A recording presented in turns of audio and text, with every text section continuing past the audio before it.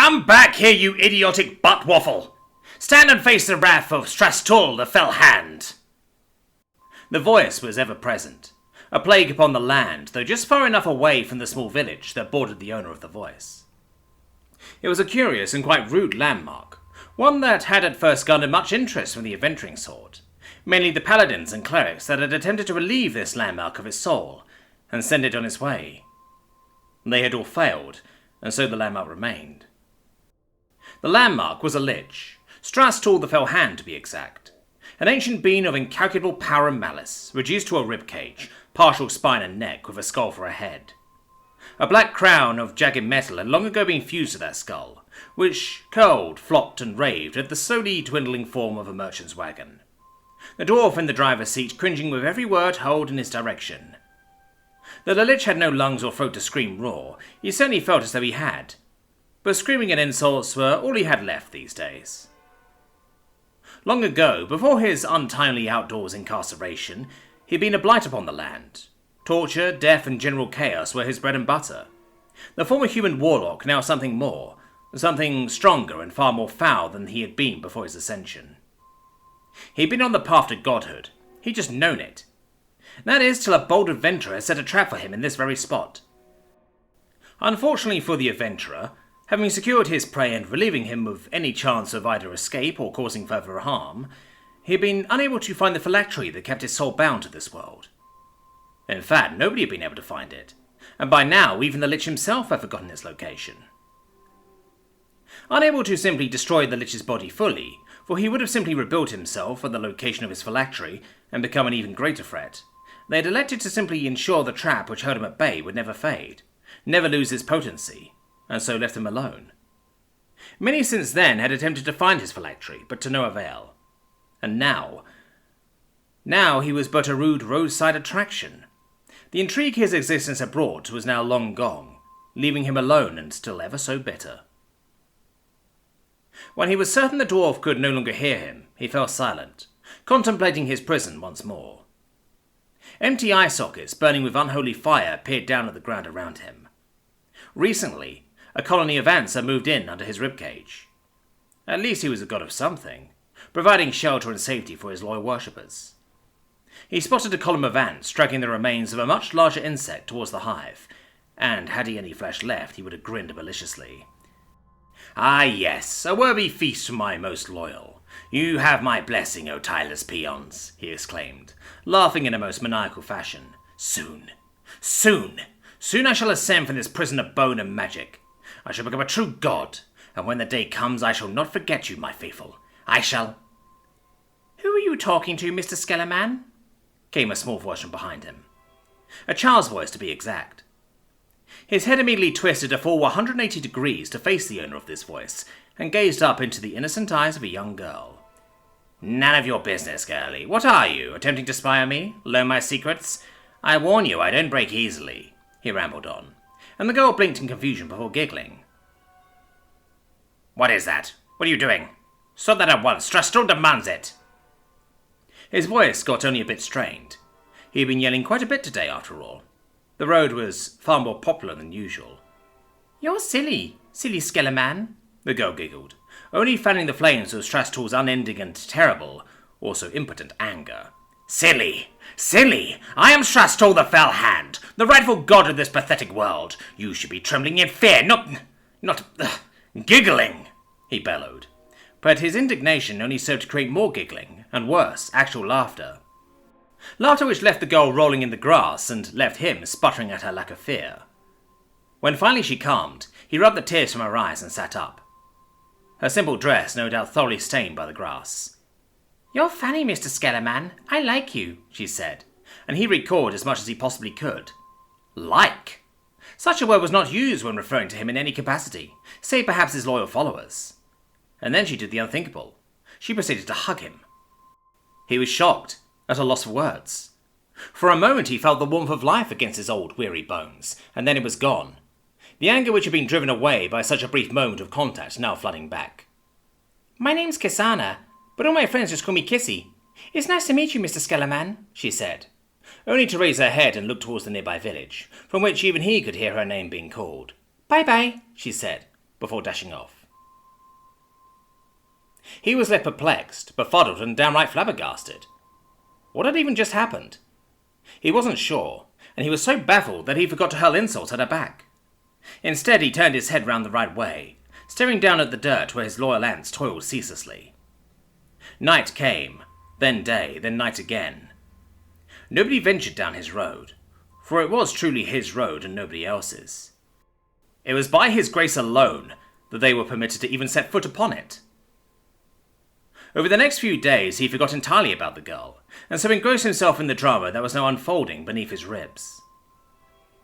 A rival colony had set up shop near his loyal minions. At first he had been hopeful that an alliance could perhaps be forged, but frequent skirmishes between the two colonies had dashed such hopes. Now instead he watched intently, as the warriors of each hive battled it out right before him, and whoever came out the victor would surely be blessed by their true god. "What you looking at, Mr. Skellerman?" came that irritating, cheerful, and sickeningly innocent voice. "Nothing, go away," he snapped, keeping his gaze fixed on the battle below. "That's not true. You're watching the Antsies. Ah, the Antsies are fighting. Make them stop." She nearly began bawling right then and there. Had he eyes still, they would surely have rolled. "Why, such is the way of nature. You fight or you do not survive," he said, surprisingly pleasant for such a response. "But fighting is bad." "Is it? I know of many times where fighting is the only solution to an otherwise insolvable problem. Why, I remember." And so he launched into a grand recounting of several such moments, unthinkingly failing to leave out the grisly details of past conflicts, many of which he had been a part of. It was only when he heard little in the way of awe from the girl that he finally looked at her. Instead of paying attention to him, she was staring up at the sky, slack-jawed and wide-eyed, completely ignoring him. "Oi, girlie, pay attention to my greatest triumphs," he snapped, and Kissy jumped, looking at him with slightly watery eyes. Then came the soft sniffle, the quavering of her bottom lip. He wished he could squint.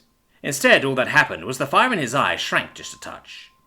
That was the final straw, and so the waterworks began. He was taken aback, he discovered. Listening to the sound of this little girl crying was enough to make him feel ashamed, embarrassed maybe, but mostly ashamed. "Right, enough of that now. Stressel demands you to cease crying immediately." That should have worked, but if anything it only made her cry harder. He fumbled his words and they came out merely as quiet babbling, drowned out by her distress. Please stop crying, I'm sorry," he blurted, before he could even begin to think of what he was actually saying. But it worked. By the dark gods, it worked. Her cries began to die down, becoming naught but sniffles once more as she wiped her rosy cheeks clean. "There, see? No more crying," he said, his voice sickeningly gentle as she nodded. "Come, watch the ants with me. Whoever wins this little fight of theirs will become my minions, you know," he said, and she shuffled closer. For the rest of the day, till the sun began to set, they watched the ants together. Days became weeks. Weeks became months, and for a time she would make a daily pilgrimage to her new friend. Though her presence was indeed a constant irritant, it did make the days pass quicker, so he could at least appreciate that. Sometimes he'd not even be able to get a word in at all. She would go on and on about this or that, her dreams and ambitions. He found himself not ignoring a single word she said, even if he wished he could have. Eventually her visits became infrequent, till they stopped altogether, and the days began to drag on once more. The seasons passed quickly. Winter was always the worst. He couldn't see a damn thing once the snows covered him. Slowly but surely the anger and bitterness returned, and through the snow one could hear the muffled curses and insults hurled at anything and everyone that might be around. Several years passed, and it was yet again another bright and sunny day, the light giving him yet another piercing headache. Once more he was peering down at the ants that lived under his ribs. Their colony had grown considerably, now sporting a sizable army and several clear entrances into the tunnels below. It was then that a shadow fell over him. "Hello, Mr. Skellerman." The shadow spoke, and he craned his head up and back, peering at the speaker upside down. The person that stood before him was not the little girl that had bothered him so long ago, but was instead a young woman, no older than 16, he would have to wager. "Oh, it's you," he sneered, tilting his gaze back down to the ants. "I have expected you to have abandoned your duties as my assistant." He looked at her sidelong, and she settled down beside him. I apologize, O Great One. Things got away from me and I grew terribly busy. I shall endeavour to not let that happen again, she said, grinning impishly. Her tone and fancy words elicited a snort from him, and he nodded. Good, see that it doesn't. Now observe my grand army, he said, and she shifted closer, peering at the ants, as the warriors shifted their focus towards a grasshopper that had encroached upon their lands. It was a glorious battle, and the dead would be honoured till the end of time. So, dare I ask what you have been up to? What could have been so important to keep you from your rightful place at my side? He asked, focusing his full attention upon her. Oh, this and that. Mostly farming, taking care of the animals. Papa's getting older and older, so it's harder for him to do things, and since I'm the only child, it's fallen to me to do the bulk of the work that he can't, she said, her voice heavy with the weight of responsibility. But I'm learning some new things. Since Papa's not doing much farm work, he started woodworking instead. I asked him to teach me. Maybe I'll be able to make you something nice. Ah, an offering of tribute would not be unappreciated, so if you showed the proper respect I deserve. At this, she smiled broadly, and seemed to get rather excited. She spent the rest of the day speaking of possible ideas for this tribute of hers, and he listened intently. And so once again, the cycle began anew. Each day came when she was able, she would come to him, venting about the hard work, or simply gracing him with such juicy gossip. One day she arrived with a strange structure of wood in hand, and when she showed it off, he found it was a shelter of sorts, perfectly sized just for him. And so it was placed over him, and though it did obstruct much of his view, it would keep the rain and snow off his bones, and that was an immense relief. Much as it had before, her visits started to grow infrequent, but at least this time she informed him that this would be the case. Again, the years went by, and her visits all but stopped, but in a way she was always there. It gave him time to think and to realize that he had regained a part of himself that had been lost a long time ago. His humanity. Sure, he was still an evil lich, but he could experience empathy once more. True empathy. It was a dark and somewhat quiet evening. From his current inclination he could see the sky, the stars above slowly swelling overhead. And that's when the glow began to spread across it. It was just a gentle thing at first, but then it grew stronger and stronger, the glow had taken on a hue he knew quite well. How many times had he seen it before he was trapped here? He couldn't quite remember, but he knew what a great fire looked like. Then the screams reached him, and for a moment he revelled in the sound, before realizing the direction from which they came. His metaphorical heart began to ache, and he wished he could have seen what was going on, or better yet, was free to act. The sound of stumbling footsteps drew closer and closer, and he prepared himself to unleash his most vile insults. Perhaps one of them would stick. Who comes seeking an audience with Strostul, the fit? Mr. Skeleton. The voice was weak, but tinged with age. But it was undeniable who it belonged to. He craned his head as far forward as he could, spotting his only true companion collapsing to her knees beside his shelter. She was not alone, a screaming bundle in her arms and two small boys clutching her skirts. Help, she gasped, before her eyes rolled back and she started to collapse. The boys caught her and lowered her down carefully, and Strostul seethed silently. Something, or someone, had hurt his companion, and that was not allowed. Child, he suddenly spoke, loud enough to snap one of the boys from his shocked state. The boy looked at him, frightened as seemed by the animated partial skeleton. If you wish for your mother to survive, for your home to survive, then you must listen carefully. Do exactly as I say. Understood? The boy nodded, and Strostul wished he could have grinned. Good. Then listen closely. Within the village, the fires burned hot. The peasants screamed and panicked, unable to stand against the raiders. A barbarian horde of orcs and even a few of them were wild elves. They had pushed half a day just to reach this place, eager to pillage and lay claim to anything that caught their fancy. What they did not expect was to see a pillar of swelling green light shooting up into the air from beyond the village. Even from afar, they could hear the screams of tortured souls and the maniacal laughter of something unholy. And then it ceased, leaving a terrible silence broken only by the crackling of the flames. A few went to investigate and did not return. Instead, in their place came something they had never expected. Floating out of the darkness came a black-robed and armoured form, a sleek staff of black metal in one hand, and a burning crown of metal on their head. And then it spoke. I am Strastul the Fell Hand, You attack that which is rightfully mine, and for that I give you a choice. Leave now and live, or stay and die. But know that death will be much too good for you, for I have made a promise to myself to maintain my hold on what little humanity I have left. But for tonight, well, let's just say I'm willing to make an exception."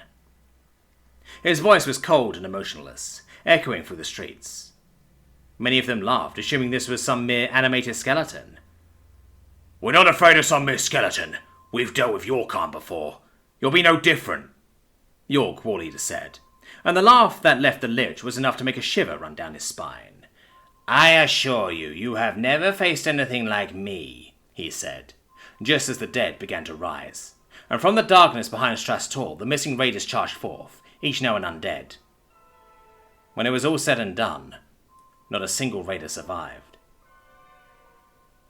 Cassandra awoke to find herself in her own bed, surrounded by her children. They filled her in on all that had happened, how the scary skeleton man had saved her life by imparting a small part of himself into her. They also informed her about the castle that had been razed in the night as well, the black stone of the walls looming over the village, which was now peaceful but worried. Many had seen the slaughter take place, the malicious glee of the undead as he turned the enemy against themselves. They knew not whether to be afraid or thankful for his aid. It took her a few days to fully recover, and when she had, she marched straight up to the wicket gates of this dark citadel, and they rattled open immediately for her. Black armored skeletons led her through the halls. Men and women in black robes worked diligently, having been brought to this place by magical means. And when at last she saw him, he was a sight to behold. Since then, the citadel of Strastor the Fell Hand has guarded the village from any and all threats, the populace more than willing to defend him as well. Many tried their hand at slaying this great evil. None could ever reach him, for none could get past the village. Kasana's children grew to great men and women, each learning at the foot of the once terrible Strastor, who now urged that his teachings be used for good. And much to his delight, every morning began with a simple greeting. "Good morning, Mr. Skellerman.